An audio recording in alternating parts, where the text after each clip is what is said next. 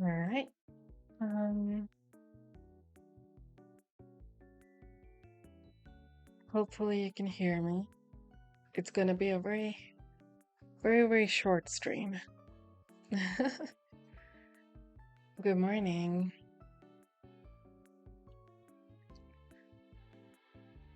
So today I just wanted to talk about something because I had a friend speak to me about it yesterday, and I realized, you know what? Maybe a lot of people are going through this right now. And so I might as well just talk about what's happening and try to explain it, um, and add a little bit more value in your life, hopefully. How are you doing, Archer? Are you doing good this morning?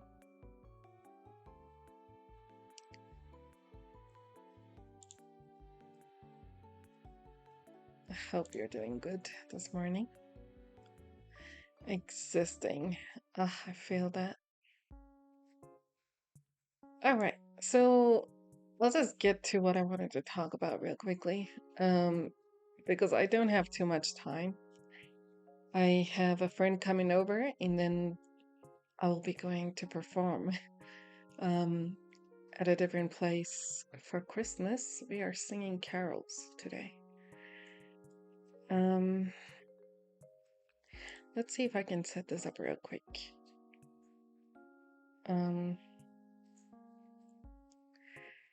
I'll be sharing my little device to write on, so I can show you notes when I try to explain it. There you go. I hope I'm visible. I hope I'm not taking up too much of the screen. I can try to make myself a little smaller.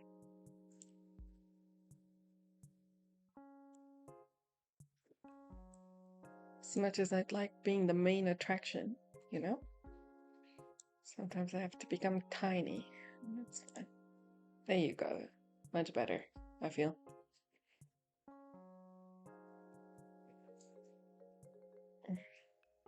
Okay, can you see my screen? You can see it? Oh, wait. I'm just gonna turn off notifications. So you don't have to you don't have to see random notifications that pop up. Alright. Let me transition back.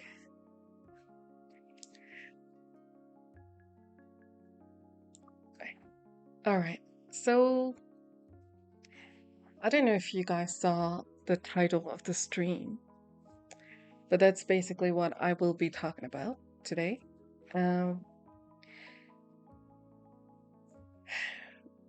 Let me set the scene for you, right?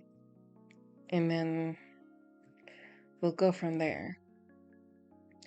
So you're scrolling through your phone, and suddenly you notice that someone who mattered to you at some point is now just a contact on your phone. Something very specific happens when, this is the situation. It doesn't really announce itself very loudly. Yeah, there's no dramatic thought at first. And usually it's just a pause, a micro stillness in a way, where your thumb just stops moving. That pause is very important. That pause is incredibly important because it means that your nervous system has detected a change in social reality.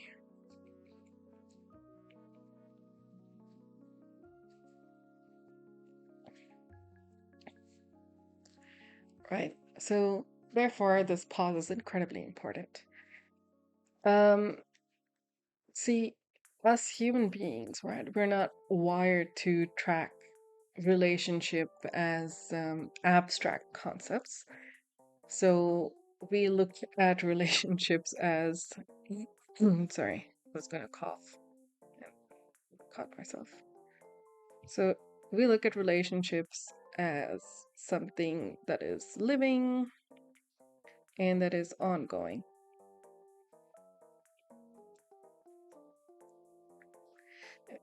Ongoing presences probably would be a nice way to say it. Oh, also, if my background music is too loud, please let me know, because I don't know if it is too loud, and I didn't ask at the start.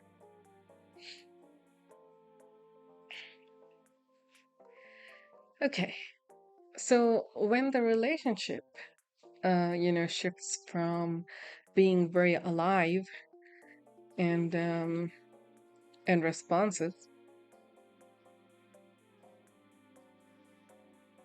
and then now it moves to present and silent,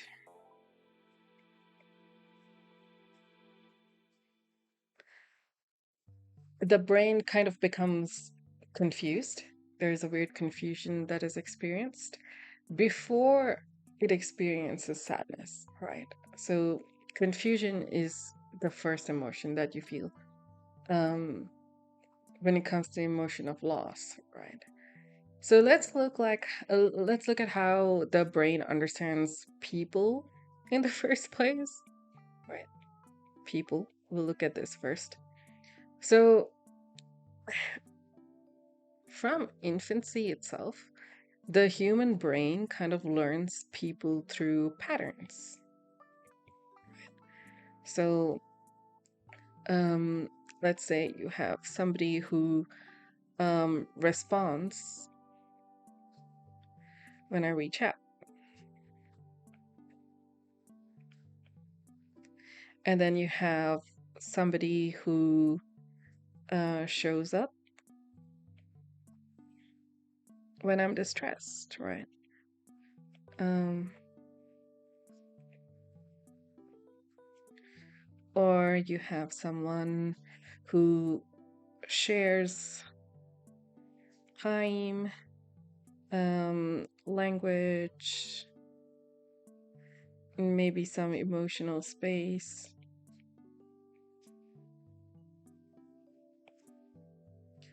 Right. So these are certain patterns that the brain makes.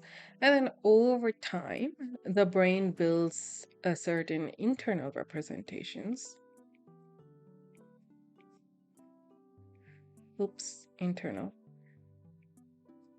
representations um, of the other person. So this is not like a metaphor for anything. It's it's an actual set of network of neurons that says that, you know, this person exists in my world and I know how access works. So when the relationship was active, so we look at active. So when the relationship was active, your brain learned that, when I message, they respond or they reply. And then, when I see their name, it means connection. And then when I think of them, so we look at thought, so think of them,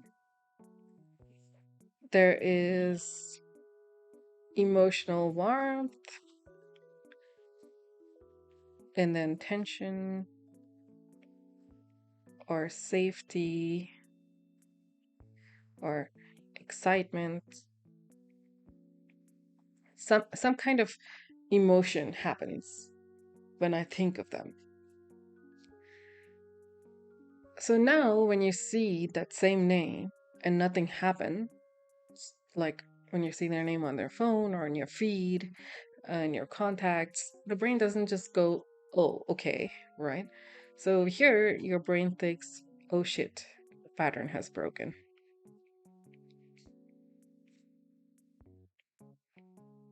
This pattern has broken. Right. So when you think of when you think of patterns, usually psych students think of this one word called conditioning. I don't know if you've heard it too. Um,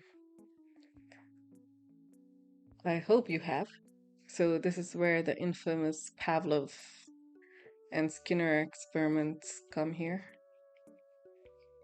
You've heard it? Yeah. So you have Pavlov who did classical conditioning, and then you have B.F. Skinner who did the operant conditioning.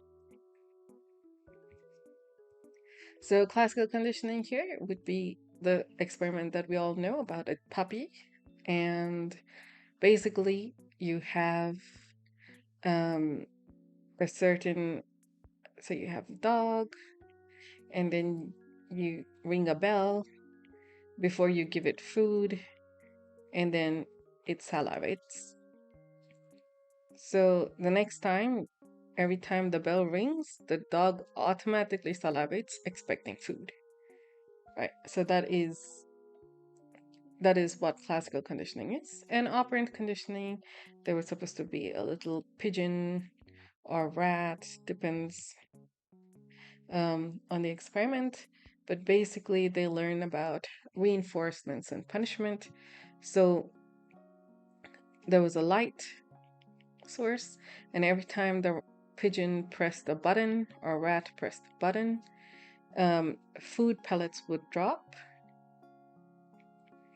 And then there was like a very mild shock at the bottom where the feet were, so that would also turn off. So that's how it kind of, there's food. Again, here is positive reinforcement, and this is negative reinforcement.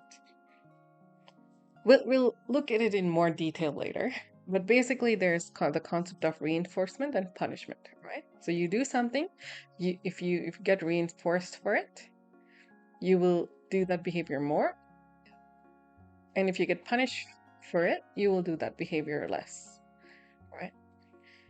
So that's what those two types of conditioning are.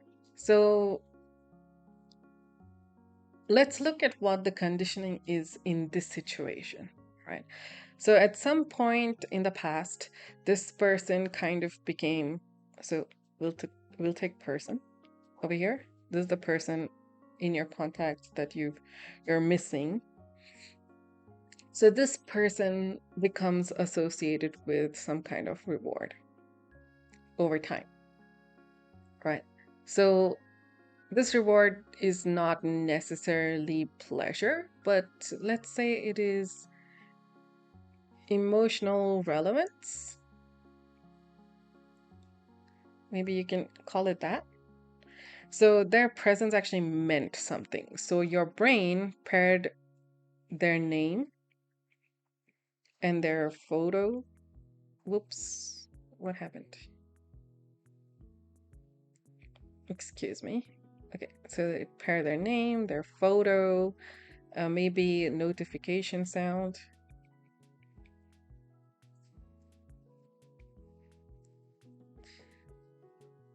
So all these three became paired with some kind of emotional activation.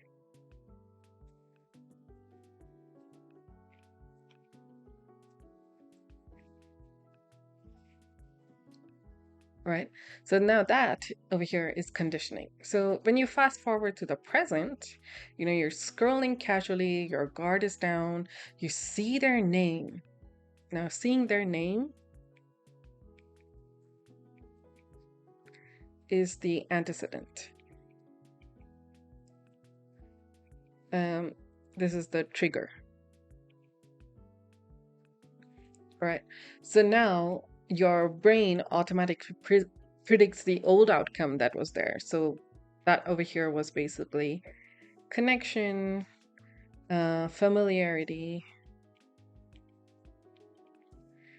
and then some kind of emotional movement in a way.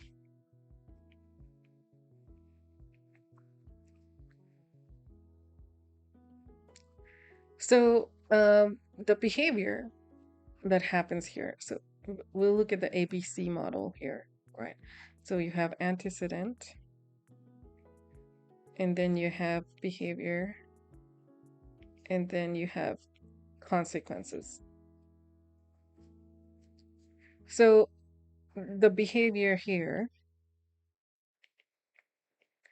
that is pausing, like we saw earlier, or maybe you click, or maybe you hover, or maybe you reread messages, right? So now